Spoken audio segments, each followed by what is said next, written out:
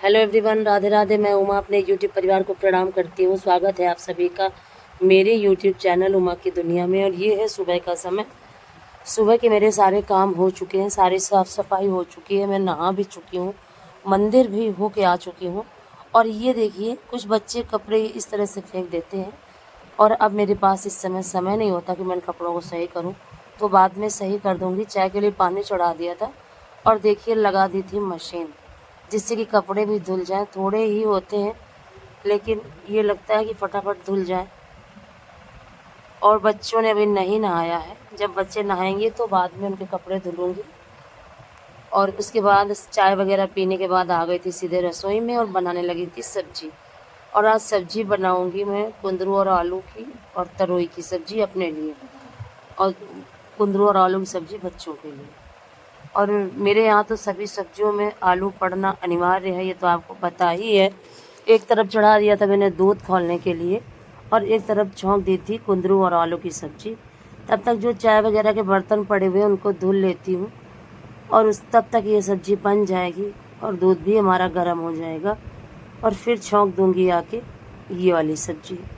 और कुंदरू की सब्जी भरवा जैसी ही बनाई है, उसमें जो मैं भरवा मसाले होते हैं भुने हुए सभी कुछ डाल दिए हैं, तो इससे काफ़ी टेस्टी सब्जी बन जाएगी। और भरवा कुंदरू बनाना इसमें काफ़ी समय लग जाता है और सुबह इतना समय मेरे पास होता नहीं। तो देखिए फाइनली मेरे सब्जी छौंक दी है और अब इसको ढक देती हूँ।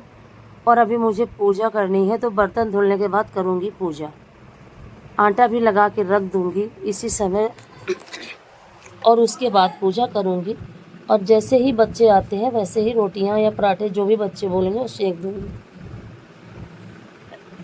और थोड़ी देर बाद बर्तन वगैरह धुलने के बाद भगवान को भी साफ़ सफाई कर दी थी। उसके बाद ये देखिए सब्जी मेरी कुछ इस तरीके से बन चुकी है।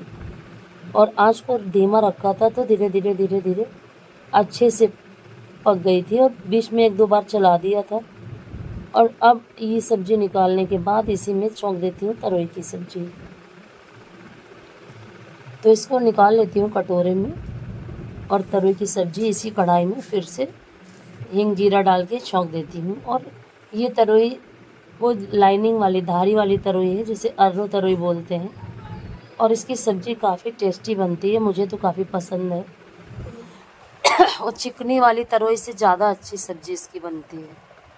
और सीजन में इसकी शुरुआत में तो सभी सब्जियां अच्छी लगती हैं। और ये देखिए फाइनली मेरा खाना बन गया। और मैंने बनाया था लौकी का रायता, जिसका वीडियो मैंने आपको नहीं दिखाया। और थोड़ा सा बारिश का जैसा मौसम था इसलिए हल्दी डाल के तड़का लगा दिया था रायते में। और फिर मैं सो गई थी और उसके बाद उठी जब, तो देखिए बनाने लगी थी चाय बनाऊंगी, दूध गर्म करूंगी। और आज बनाऊंगी मैं डोसा, जिसकी तैयारी मैंने सब पहले से ही करके रखी हुई है। और सिर्फ सांभर बनाऊंगी और डोसा में भरने के लिए मसाला बनाऊंगी। और आज शाम को खाना नहीं बनेगा और बनाऊंगी डोसा। तो प्लीज़ वीडियो में बने रहिए। वीडियो पसंद आए तो लाइक करें, चैनल को सब्सक्राइब करें, बेल को ज़रूर प्रेस करें प्यारे से कमेंट के साथ। मुझे अपना प्यार आशीर्वाद इसी तरह से देते रहिए। यही मुझे उम्मीद है आप सभी से कि आप लोग मुझे अपना प्यार और आशीर्वाद ज़रूर देंगे। और फिर आ गई थी बाहर चाय पीने के लिए, तो क्योंकि यहीं पे बैठ के ज़्यादा से ज़्यादा मैं समय बिताती हूँ, अब सुबह का हो या शाम का हो, पौधों के पास ही। और उसके बाद ये देखिए सांभर के लिए दाल ले ली थी और ये टमाटर थे मेरे पास, इनको भी कट करके डाल देती हूँ। और लौकी और कद्दू थे, उनको भी कट करके इसी में डाल दिया था। और डाल दी थी इमली, रखी हुई थी मेरे पास, इमली डाल दी थी, कटे हुए मिर्च डाल दिए थे और डाल दिया था पानी। और इसमें सांभर मसाला हल्दी वगैरह सभी कुछ डाल दिया था। और एक तरफ बनाने लगी थी मैं कद्दू की खीर। मीठे में हो जाएगा कद्दू की खीर। और साइड में चढ़ा दी थी मैंने सांभर। तो सांभर बनाने के बाद फिर बनाऊंगी मैं डोसा और डोसे की चटनी। और जब मेरी सांभर और कद्दू की खीर बन चुकी थी तो ये देखिए डाल दी है सरसों के तेल में चने की दाल और उड़द की दाल। उड़द की दाल मेरे पास धुली हुई नहीं है, छिलके वाली ही थी, इसीलिए मैंने छिलके सहित डाल दी। और सभी मसाले डाल देती हूँ। और आलू मैंने बॉईल करके पहले ही रख लिए थे और ये डाल दिया। देखिए कड़ी पत्ता। अब इन चीज़ों को अच्छे से भूनने के बाद और अपने जो मसले हुए आलू रखे हैं उनको डाल देती हूँ। और इस तरह से एक सिंपल सा बिना प्याज का मसाला तैयार हो जाएगा। काफ़ी टेस्टी बना था ये मसाला भी, बिना प्याज के भी काफ़ी अच्छा बनता है। और आप स्वाद के लिए नमक और वो आमचूर पाउडर, गरम मसाला कुछ भी डाल सकते हो, नमक अपने हिसाब से। तो मैंने अमचूर पाउडर भी नहीं डाला था और ना ही मैंने गरम मसाला डाला था। सिंपल सा ऐसे ही सादा सादा मसाला बनाया था। थोड़ी सी अदरक घिस दी थी मैंने, जिससे इसका स्वाद और भी बढ़ गया था। और इधर बनाने लगी थी चटनी, नारियल की चटनी बनाई थी मैंने। तो देखिए नारियल काफ़ी ग्राइंड हो चुका है मेरा।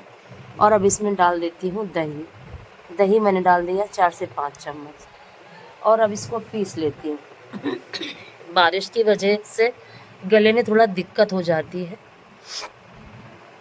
और ये देखिए फाइनली मेरी चटनी भी पीस के हो चुकी है तैयार। और अब बनाऊंगी बच्चों के लिए उनका मनपसंद डोसा। ये देखिए चटनी मेरी पीस के हो चुकी थी। इसमें भी सारे मसाले मैंने तड़का पहले ही लगा दिया था, तड़का लगाने के बाद पीस रही हूँ, क्योंकि बाद में तड़का मुझे कम अच्छा लगता है। और अगर तड़का लगाने के बाद पीस लो तो सारी चीज़ें मिक्स हो जाती है, तो उनका स्वाद और भी बढ़ जाता है। और मैं हमेशा ही इसी तरह से चटनी बनाती हूँ नारियल की।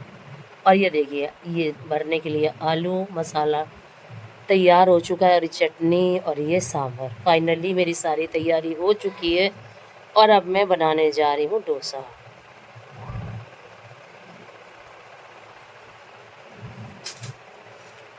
और ये देखिए सरसों का तेल तवे पे डाल दिया था और इसको चारों तरफ से फैला लेती हूँ। और कपड़े में हल्का सा पानी लगा के उसको पोंछ दिया था तवे को। और इसमें डाल दिया देखिए अपना डोसे का बैटर और इसको अच्छी तरह से फैला देती हूँ। फैलाने के बाद आंच को धीमा कर दिया था, मीडियम आंच पे इसको पकाऊंगी। और क्योंकि तवा मेरा काफ़ी हल्का है, ये इसमें सिर्फ मैं डोसा ही बनाती हूँ और ये लोहे का ही तवा है। एक दो तो गड़बड़ होते हैं और उसके बाद खूब अच्छे से बनने लगते हैं। और हल्का सा देखिए सरसों का तेल ऊपर से डाल दिया और इसको मिला दिया। मेरे पास फ्राई पैन वो है भी, वो भी है, पैन भी है, लेकिन मैं तवे पे ही बनाती हूँ। देखिए कुछ इस तरीके से जालियाँ पड़ चुकी हैं डोसे पे। और अब धीमी आंच पे इसको पकाऊंगी धीरे धीरे।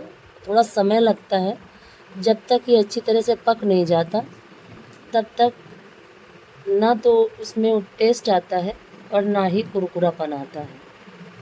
और ना तो बैटर को बिल्कुल पतला करें, ना बैटर को काफ़ी गाढ़ा करें। कुछ इस तरीके से देखिए ऊपर से ही लाल लाल जैसा दिखाई देने लगा था। और तवे पे आंच एक ही तरफ लग रही थी मुझे लगता है, क्योंकि पता नहीं क्यों तवा कुछ ना कुछ इधर उधर हो जाता है।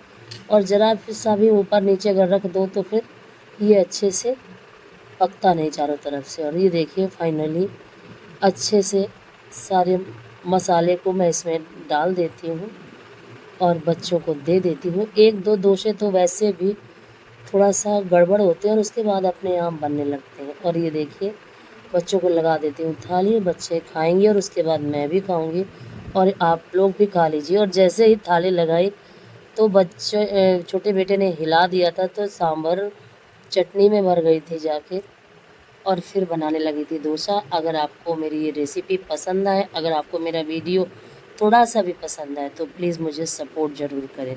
धन्यवाद।